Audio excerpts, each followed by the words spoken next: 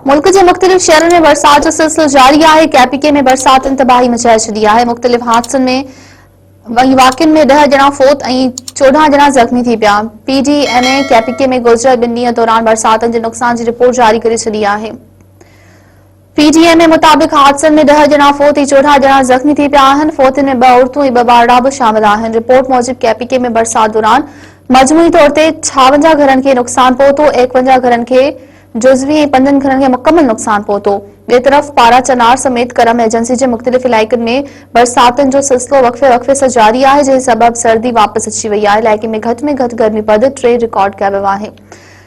ननकाना साहिब शहर ऐं भरपासे वारे इलाइक़े में तेज़ बरसात पई। फारूकाबाद शहर ऐं भरपासे में बरसात जो सिलसिलो वक़्फ़े सां जारी आहे। बरसात ऐं थधी हवाउनि सबब मौसम खुशगवार थी वई आहे और आज़ाद कश्मीर में बरसात ऐं बर्फ़बारी जो सिलसिलो अॼु बि जारी आहे। वादी नीलम झेलम वैली मामूल वारी ज़िंदगी मुतासिर थी आहे। शाहराह नीलम 5 हंधनि तां लैंडस्लाइडिंग सबब बंद थी वई आहे।